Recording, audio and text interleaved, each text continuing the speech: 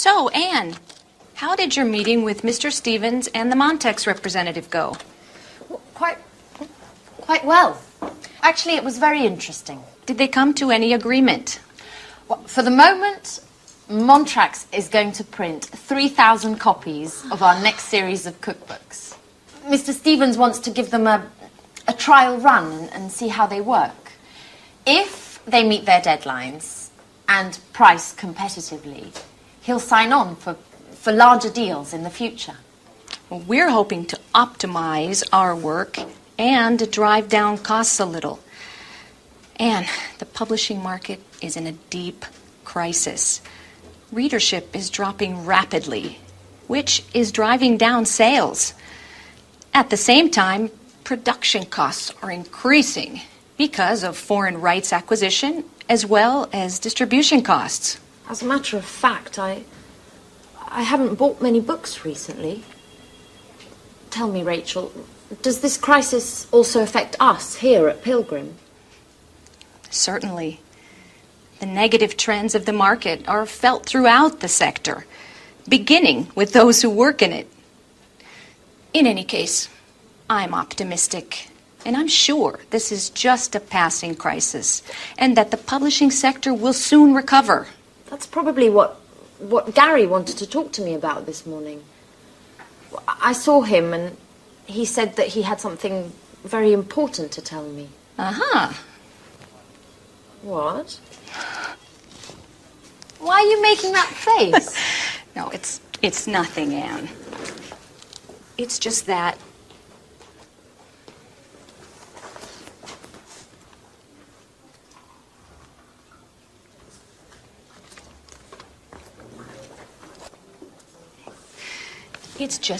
I don't trust Gary.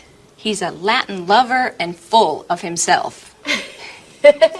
He chases all of the pretty girls around here, and you are just his latest victim.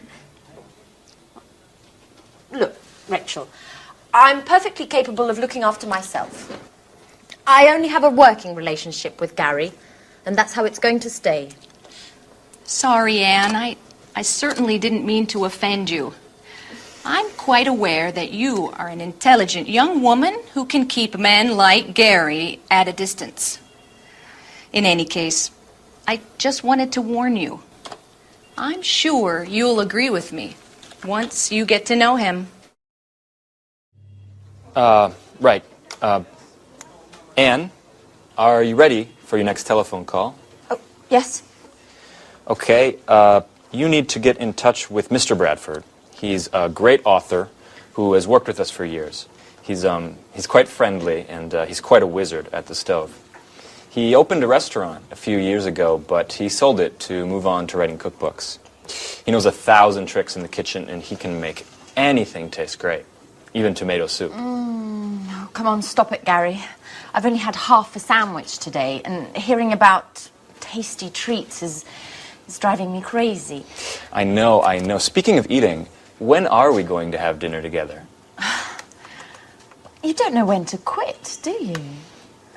Enough joking around. Well, let me give the kitchen superman a call. Okay, but don't forget to pay him compliments. This guy just eats them up.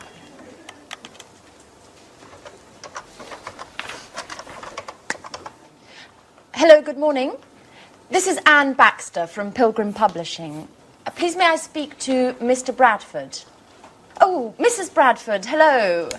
I've heard a lot about your husband. He's quite the chef, isn't he? Yes, I also enjoy cooking, but I'm not in the same league, of course. Well, I'm calling to propose a new cookbook series to Mr. Bradford. We're going to be taking it to press soon. Okay, yes, thank you. Yes, I'll hold.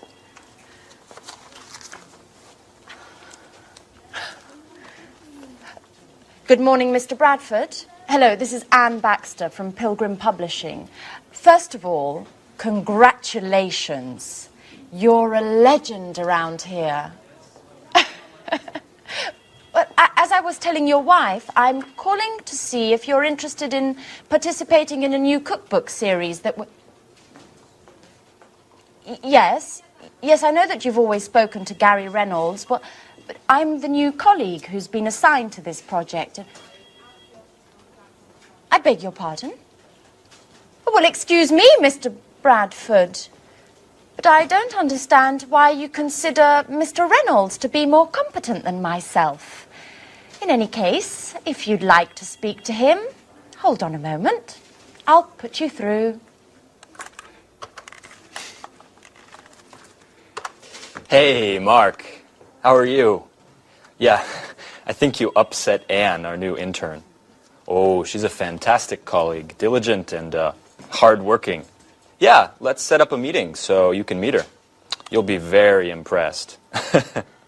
She's also a great cook.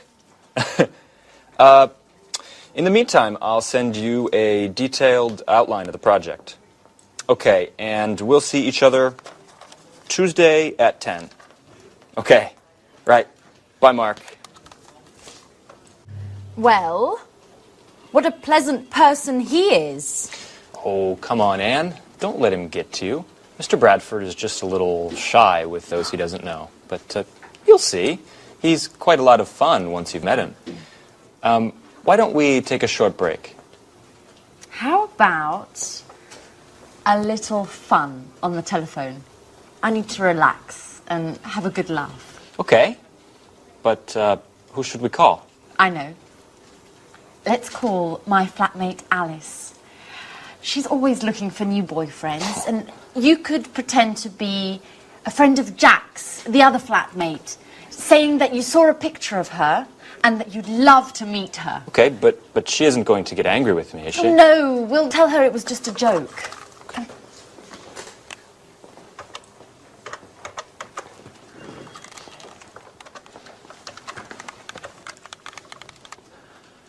Hello? Is that Alice? This is Gary. And I'm calling because, Well, I'm a little shy. and I'm a friend of Jack's, and yesterday he showed me a picture of you. And, well, I think you're pretty cute. Hello? Could you speak up? The line is terrible. Yes, I'm also having problems. This line must be congested. My name is Gary, and I'd like to get to know you a little better. What? Who are you? I'm a friend of Jack's, and yesterday I saw... A picture of you. How could that be? What picture? Don't raise your voice with me. Me, Alice. In the picture, there were 3 people. One was Jack, one was an ugly girl, and then a very beautiful lady. And Jack told me it was you. hold on, while I put you through to a friend of mine who doesn't agree with me about the ugly girl. Hello? Who's speaking? This is Alice, and I urgently need to speak with the other guy.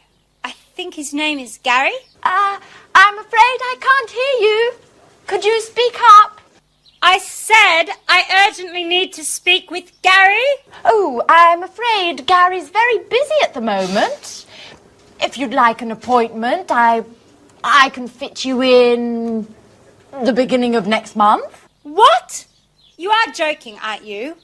I told you I need to speak with him immediately. Alice! It's Anne. It's a joke! And you fell for it completely. Anne, you scared the hell out of me. What a stupid joke. Okay, maybe it was a stupid joke, but you bought it hook, line and sinker.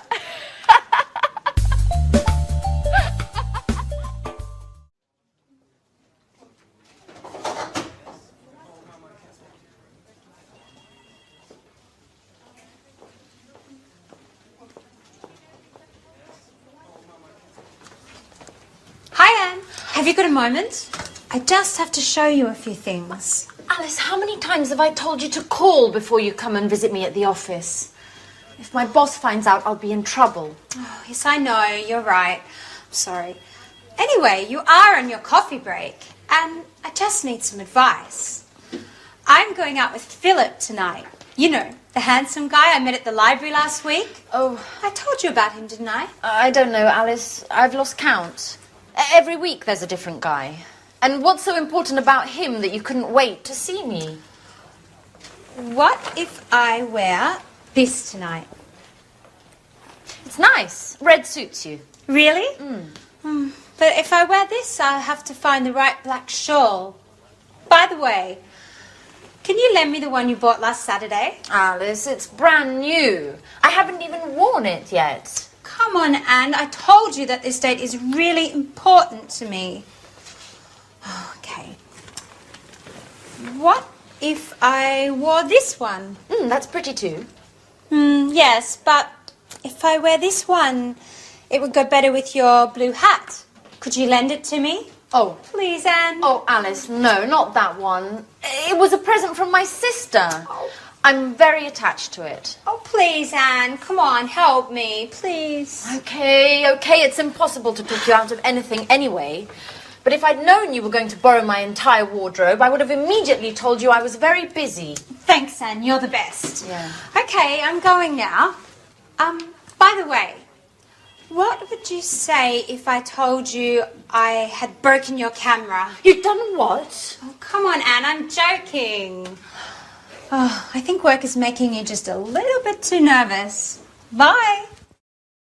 Yes, to be honest, I am a bit worried. Profits are down 8% over the last few months. And just yesterday, I read an article in Media World that confirmed my suspicions. Forecasts for the publishing market are quite pessimistic. And the general feeling is that things are going to continue to go downhill based on current trends. The next 5 years could see a further drop of 20%. If we leave out bestsellers and fiction, then the entire publishing market has taken a direct hit. Or, better, is in a downward spiral. But what about sales? For the moment, they're stationary, but we won't be able to improve them. In fact, we'll have to stop publication of our encyclopedias of history and art history, with awful consequences for those working on these projects. Are you saying that we'll have to lay people off? No, not for the moment. But if things continue like they are, we will have to let some of our people go. Oh my God. There must be something we can do to keep from cutting staff. I'm meeting with Mr. Stevens this afternoon to discuss the situation. We're going to focus on new objectives for the company in both marketing and sales. Perhaps we will develop a new line of economic paperbacks, which might help sales. But the other publishers are already doing that successfully. I think we'll need to develop new products to encourage new market opportunities. Well said, Billy. I've already got an idea to suggest. It won't resolve all of our problems, but it could bring about some interesting developments. And what might this new idea be? Anne! Well, Anne, are you in there? Hey, you! I'm looking for my friend Anne. Is she with you? Anne! Surprise! Anne, hello. Come back to Earth. Someone's looking for you. Alice, what are you doing here? Well, I came to see where you work, Anne. Could you give me a tour? So, these are your colleagues. Oh. What long faces. Are you always like this? We need a little fun to lighten things up in here. Why don't you invite them to the party this evening? No, really. I don't think, well, today's really not a good time to be talking about parties. Why don't you come back some other time? And perhaps warn me in advance, perhaps. Bye-bye, Alice.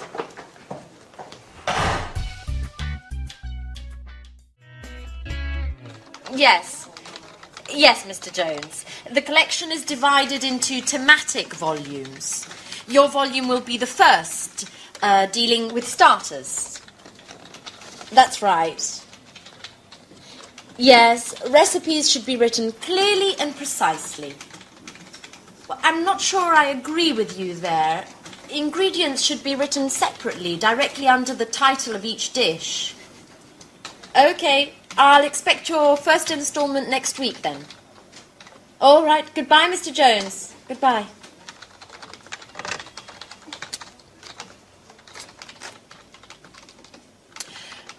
Excuse me, Gary. Has Mr. Bradford got in touch yet? Gary? Hello? I asked you a question. Could you answer, please? What's up, Anne? I'm sorry, I'm writing the contracts to send out to the authors. Have you spoken to Mr. Bradford yet? No. Could you give him a call? I'm really very busy at the moment. Okay. Could you at least tell me where you are with him? Has he sent us the materials? Gary? Hello, Gary? What? Please, can you tell me what is so entertaining about drawing up contracts? Why? Because you're glued to your computer and you keep laughing like a fool. I'm just in a good mood today. Come on, Gary. I'm not stupid. What are you doing? Okay, you've caught me out. I'm chatting. It's great fun. Would you like to give it a try? No, thank you very much. And you shouldn't be chatting at work anyway. Mr. Stevens might notice. Now, why would he? If he walks in the door, I'll just close the window and continue typing up the contracts. Anne, relax. Let's chat a bit together. No, I'm afraid I can't. Somebody needs to work around here. Now, could you explain how I should proceed with this? You spoke to Mr. Bradford, so could you give me some details on your agreement? Yes, he should have sent some materials in 2 days ago, but we still haven't received anything yet. Give him a call and see where he's at with those.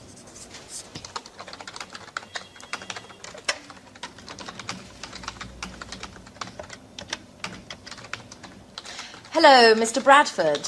This is Anne Baxter from Pilgrim Publishing. Hello.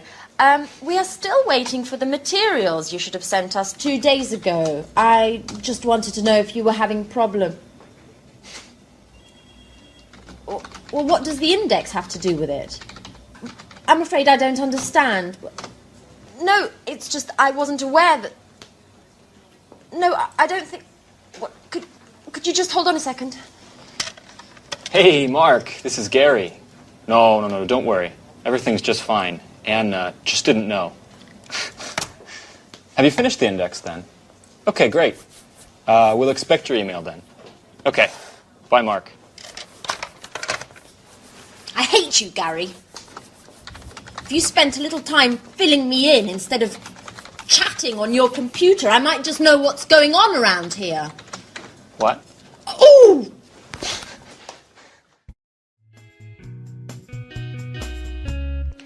I've called you in today to bring you up to speed on our new cookbook series. Anne's going to take notes, from which we'll then develop a detailed outline of the work in progress, and then set the deadlines. So, Gary, which authors have we contacted? We've got in touch with Jones, Bradford, Smith, Fox, and Grant. Unfortunately, we haven't been able to contact Tchaikovsky. I think he's abroad at the moment. What? Sorry. Could you spell that for me, please, Gary? Certainly. Chakoswski. He's one of our Russian collaborators. Couldn't we get in touch with Parker in his place? What do you think? He's worked with us in the past. It's a good idea. Unfortunately, I haven't got his number. I think I have it in my old appointment book. Let me just make a note of that so I don't forget. What's the news on the contributions so far? Have the authors started sending in material? Yes, and I've already begun editing the first batch. Excellent, Anne. You'll also have to take care of researching the images.